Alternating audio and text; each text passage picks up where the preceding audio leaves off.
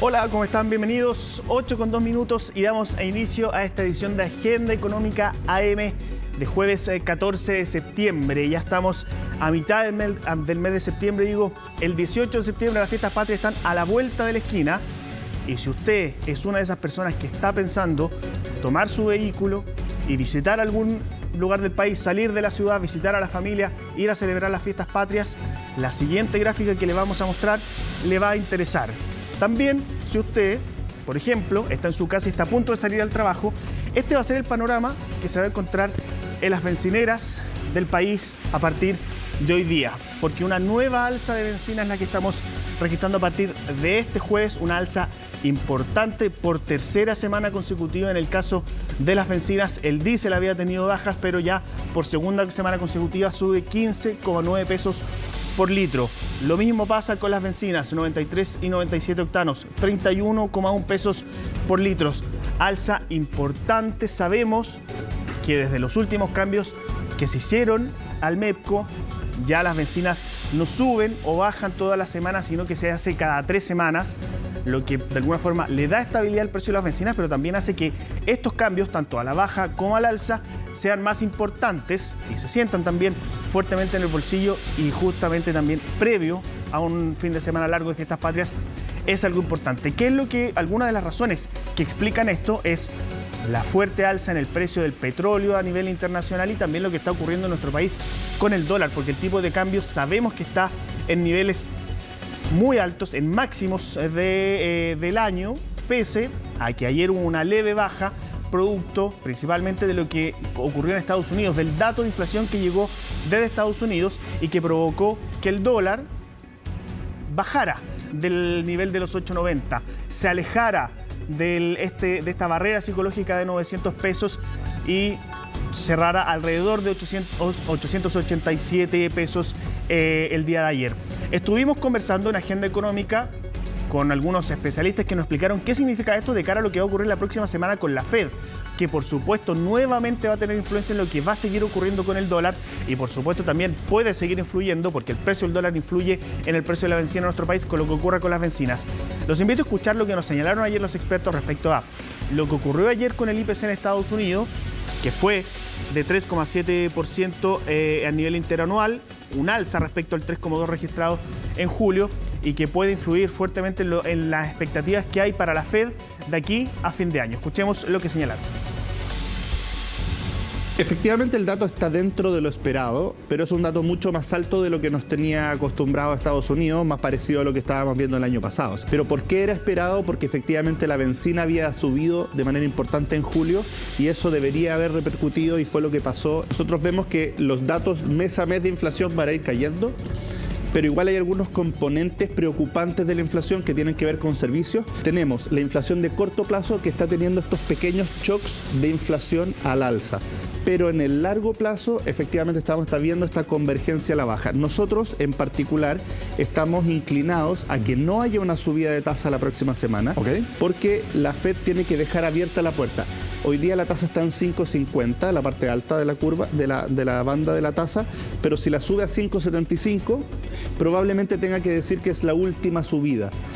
Para ellos es mejor no subir ahora y dejar la puerta abierta a volver a subir si es que es necesario, y con eso ganan un poco de tiempo para poder de alguna forma terminar de evaluar cómo se está comportando este mercado inmobiliario, que ya viene a la baja, pero sobre todo el mercado del trabajo, porque ha sido muy resiliente.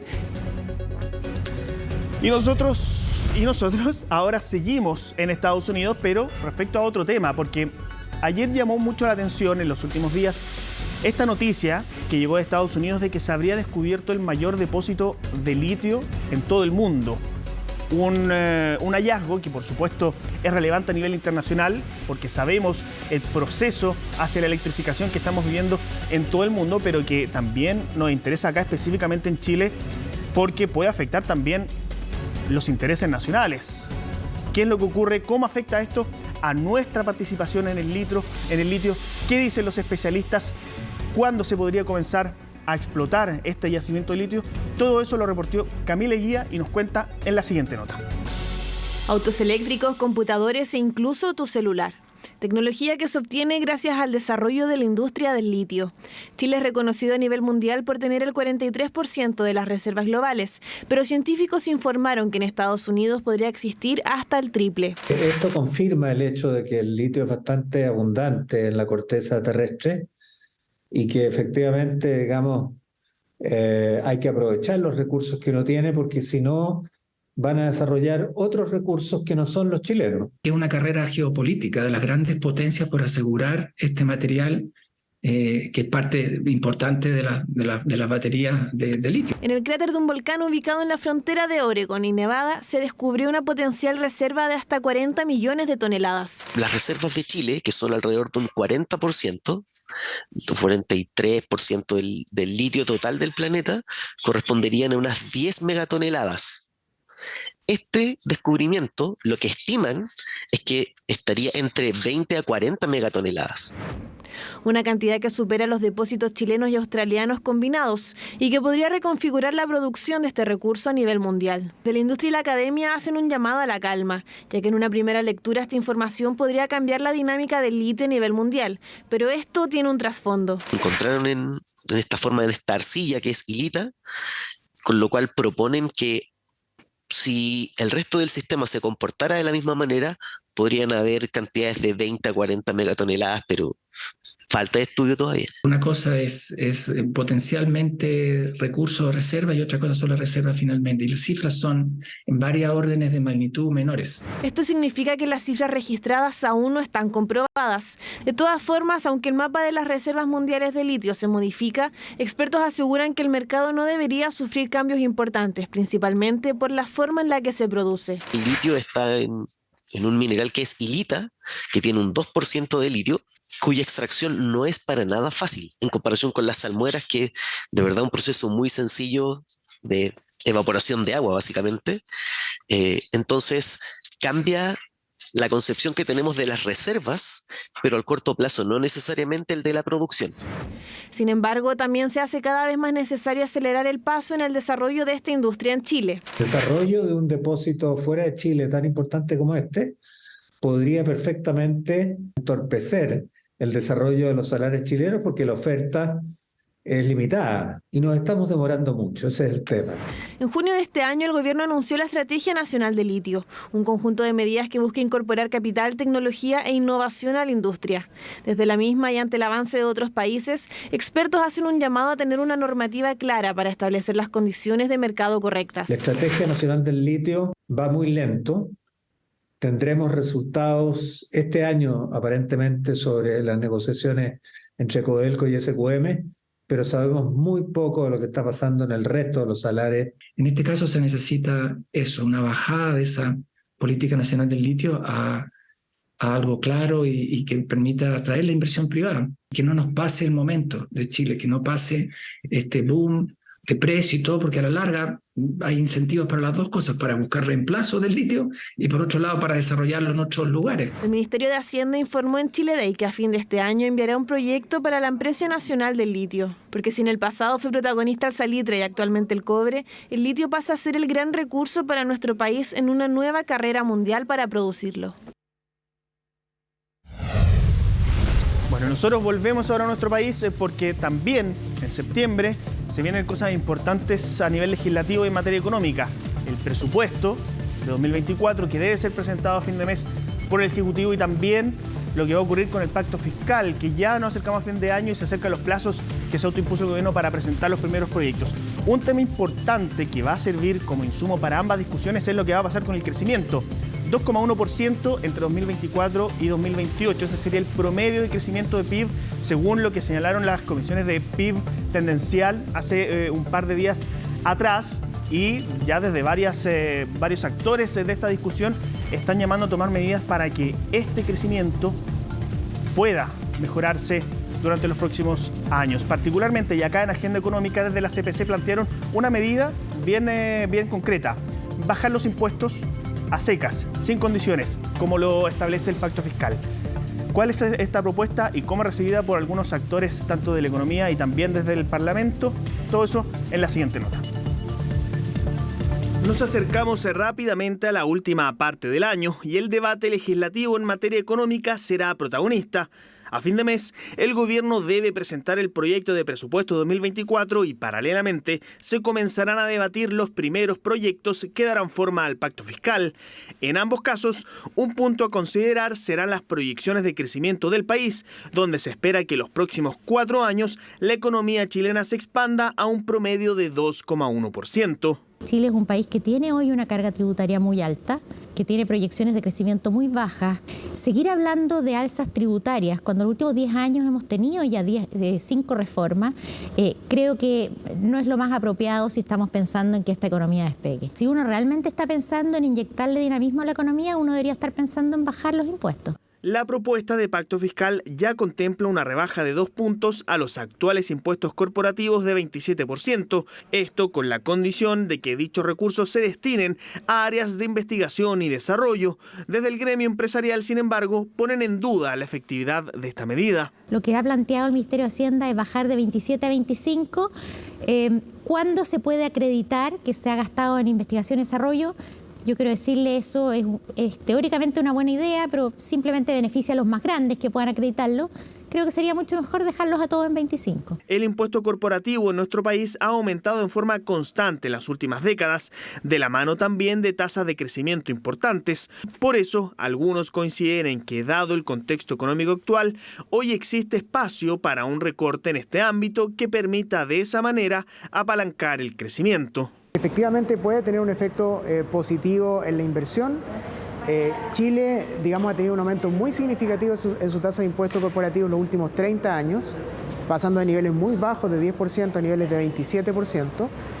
Y por lo tanto, hay espacio para reducir la tasa de impuesto corporativo sin excepciones, siempre y cuando se resguarde los efectos en recaudación que eso tiene, porque también hay que, en mi opinión, resguardar los equilibrios fiscales y creo que es importante ver cómo se compensa esa menor recaudación con otras medidas. Pero en medio de un debate que se ha tensado cada vez más a nivel político, sumado a que la narrativa oficialista siempre ha ido en el sentido contrario, no se ve simple que una medida de esta índole pueda prosperar. Estoy completamente de acuerdo con la vicepresidenta de la CPC, porque la verdad es que el crecimiento es que él da el desarrollo de los países. Cada punto de crecimiento son 800 millones de dólares que entran a las arcas fiscales. Si el país hubiera crecido 3,8% los últimos 10 años, tendríamos un 4% de recaudación del PIB y tendríamos la reforma tributaria que quería hacer el gobierno. El decir de que al bajar los impuestos ellos van a poder hacer más eficientes sus negocios y con eso producir más, y ese más es el que va a poder recaudar más, la verdad es que eso es impredecible, no hay evidencia clara de que eso va a suceder. Todo el esfuerzo que estamos haciendo es bajar todas las barreras, por ejemplo, que hay a la inversión, pero junto a bajar esas barreras para que se pueda invertir en el país, yo creo que las grandes empresas del país pueden hacer un esfuerzo adicional en la línea de entregar mayor justicia social. Sin embargo, desde el sector privado insisten en que hay espacio de acuerdo en este ámbito para lograr ambos objetivos, impulsar la actividad y mejorar la recaudación. Necesitamos que la economía aumente su capacidad de crecimiento de largo plazo, porque es una fuente sostenible de creación de ingresos fiscales. Y creo que eso, digamos, el gobierno ya lo ha incorporado, ¿verdad?, en su planificación y va en la dirección correcta. Hay que gastar mejor, hay que permitir que la economía crezca más y ser más eficiente en la recaudación de ingresos fiscales. Creo que se puede generar una base de consenso técnico-político para avanzar en esa dirección y yo también sería partidario de hacerlo sin excepciones, sino que directamente bajar esa tasa de impuestos, resguardando, digamos, el equilibrio fiscal que se requiere. Actualmente, la tasa corporativa en Chile es cerca de 4 puntos mayor que el promedio de los países de la OCDE. A esto se suma que nuestro país se encuentra junto a México y Colombia entre los únicos miembros del bloque en los que este tributo representa más del 20% de la recaudación. Bueno, y uno de los temas que estamos siguiendo esta semana es lo que está ocurriendo en Londres, en el Chile Day, donde por supuesto el ministro de Hacienda lidera una comitiva de empresarios, autoridades que está ya promoviendo a nuestro país en el extranjero. Y el ministro de Hacienda, dio una entrevista a Bloomberg y hizo un balance de lo que ha estado ocurriendo y lo que se ha estado señalando respecto a varios temas: reforma tributaria, pacto fiscal, reforma de pensiones. Esto es parte de lo que señaló a Bloomberg el ministro de Hacienda. en un momento en el cual todavía las mayores economías del mundo y muchos otros países están todavía lidiando con las secuelas de la crisis. Chile, en primer lugar, ya ha hecho todo ese trabajo, ya todo el ajuste fundamentalmente ha ocurrido y la inflación ya está en 1/3 donde estaba hace un año atrás. Y todos estos factores de desequilibrio y de incertidumbre a nivel macroeconómico en Chile, afortunadamente, ya están bajo control. Toda la discusión tributaria en Chile, lo más relevante, que fue el royalty minero, ya fue resuelta. Y en los otros temas tributarios no está previsto cambios en el régimen tributario aplicable a los inversionistas extranjeros, excepto en aquellas materias que involucran incentivos para la inversión o para los gastos en investigación y desarrollo. Sumado a las características más estructurales de la economía chilena respecto de la solidez de sus instituciones, la estabilidad política, creo que todo eso crea un clima muy favorable. Vamos a una breve pausa, pero ya volvemos con más informaciones en Agenda Económica. Ya estamos de vuelta en Agenda Económica y vamos a hablar de un tema que es bien interesante. ¿Qué pasa con las aptitudes que deben tener los líderes en las empresas, las jefaturas de las empresas y particularmente aquellas personas que obtienen estos cargos y llegan a estas posiciones por primera vez? Bueno, una nueva iniciativa, la Escuela de Nuevos Líderes, busca entregar a estas personas que asumen por primera vez algún tipo de jefatura, las herramientas para ser buenos líderes. Y para eso, para conocer cuáles son esas aptitudes y cuál es la importancia que tienen para manejar equipos, es que estamos con Roberto Larraechea, director de proyectos de gestión de ambientes laborales en Circular Human Resources, a quien ustedes ya ven en pantalla. Roberto, muy buenos días. Hola, ¿qué tal, Orlando? Buenos días.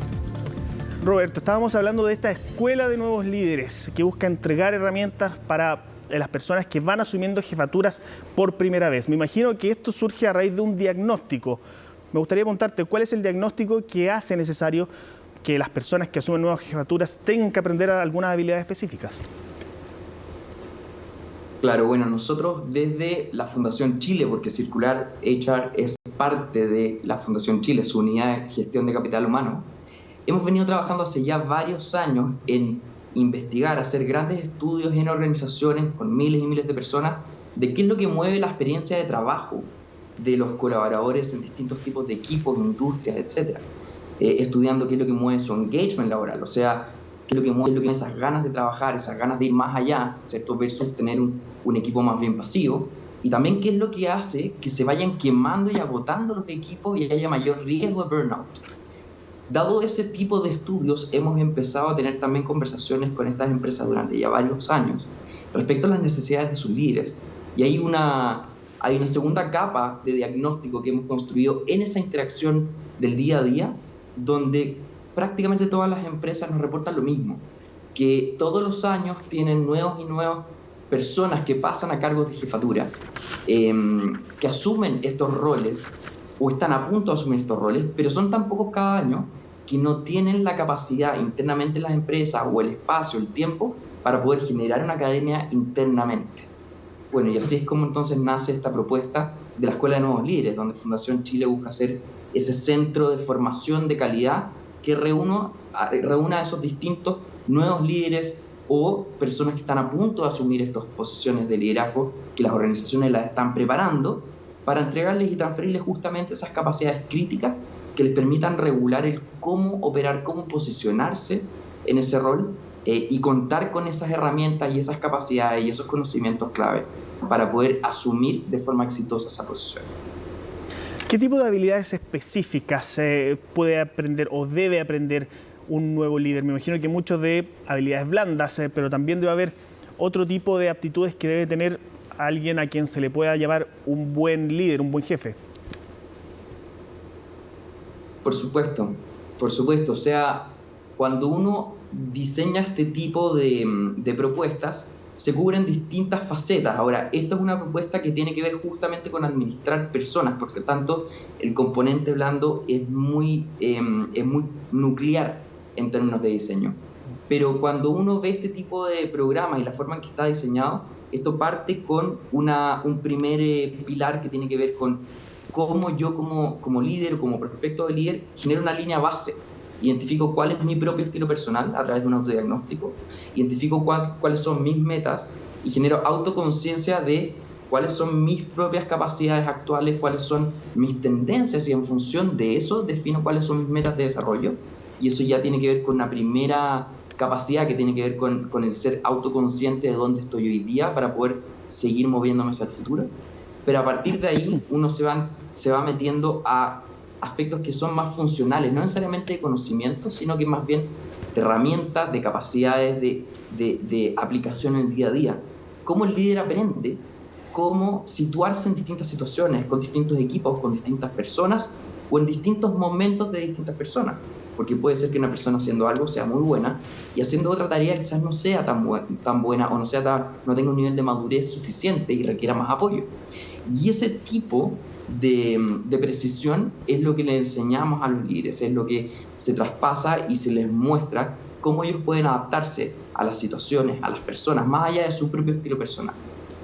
Y obviamente a partir de ahí hay un componente que es un poquitito más duro, que tiene que ver con hábitos y prácticas, no tanto con cómo yo me relaciono con la persona o con el equipo, sino que más bien qué tipo de hábitos o prácticas son saludables en un equipo, cuando uno lidera equipos, que yo como líder podría ser un catalizador. Por tanto, ¿cuáles son esas buenas prácticas, ese tipo de hábitos que los equipos debieran implementar, que pueden ir desde lo más básico, de cuál es la frecuencia adecuada para tener, por ejemplo, espacios de reunión en los equipos, cuál es la estructura que esos espacios de reunión deberían tener, hasta elementos más avanzados de tipo alineamiento, expectativa, de priorización, ¿cierto?, de cuáles son las urgencias y cuáles son los aspectos que más debieran centrar la atención de cada uno de los miembros del equipo. Por tanto, hay una mezcla entre esa capacidad de conectar con la realidad individual, ¿cierto?, de cada uno, con lo que está viviendo el equipo y cada uno de sus miembros, pero también una mezcla con aquellas cosas que nos dan hábitos y prácticas concretas de equipo que yo puedo implementar y que van a permitir a un líder echar a andar una dinámica de equipo que sea beneficiosa, sinérgica, que genere motivación, que proteja de ese agotamiento extremo y profundo que estamos empezando a ver cada vez más constantemente en las organizaciones. Y obviamente cerrando con un último pilar que tiene que ver con cómo yo como líder soy capaz de comunicar y principalmente entregar un feedback memorable. Y eso es práctica, práctica, práctica. Roberto, ¿qué pasa cuando hay una búsqueda, por ejemplo, de un líder o de una jefatura en una empresa? ¿Qué es lo recomendable? ¿Que sean los trabajadores los que realicen una especie de capacitación, un curso, antes de optar a un cargo, cosa de que las personas que estén interesadas ya hayan realizado una especie de capacitación, o una vez que la empresa ya tiene seleccionada a la persona, prepararla una vez que ya haya ingresado al puesto o antes de ingresar a este puesto? Ciertamente el poder comenzar desde tempranamente en esa carrera es lo ideal, porque ¿qué es lo que nosotros vemos constantemente? Buenos potenciales líderes que asumen cargos de jefatura sin estar suficientemente preparados, sin tener un apresto adecuado, que se queman porque no tienen las herramientas, y perdemos buenos trabajadores, buenos miembros de equipos que se distinguieron, los hicimos líderes, no les entregamos las herramientas y se quemaron como líderes. Entonces, si somos capaces de nosotros como organización mapear esos talentos que queremos potenciar porque vemos potencial en ellos y armar esa ruta con anticipación para entregarles estas herramientas anticipadamente, y este tipo de herramientas pueden servir cuando uno lleva cierto tiempo en el rol, lleva 1, 2, 3 años y todavía no ha recibido necesariamente esas herramientas, por lo tanto todavía no sirve para poder posicionarnos. Pero también mucho cuando yo estoy pensando en tomar este tipo de posiciones, o cuando la organización quiere que yo las tome en un mediano plazo y me empieza a traspasar esas capacidades y empiezo yo además a aprender de otros líderes. Y esa es la gran gracia de este tipo de programas, que uno no solamente entrega conocimientos o prácticas, sino que entrega la capacidad de generar ese autoconocimiento, esa conciencia interna de dónde estoy, hacia dónde voy, qué es lo que me falta, pero que la interacción con otros líderes genera aprendizaje desde lo social, desde la interacción, desde la prueba y error que ya otros hicieron y que nos pueden traspasar para que nosotros no cometamos esos mismos errores. Sí, muy interesante. Roberto Larraechea, director de proyectos de gestión de ambientes laborales en Circular HR. Muchas gracias por acompañarnos esta mañana viendo este tema tan importante como es la importancia de las habilidades que deben tener los líderes, las jefaturas en cualquier empresa. Perfecto, Orlando, un gusto. Nos vemos. Bueno, y hasta acá llegamos nosotros en esta edición de Agenda Económica, pero por supuesto sigue en compañía de CNN Chile. Ya viene Fresia Soltov con Noticias Express.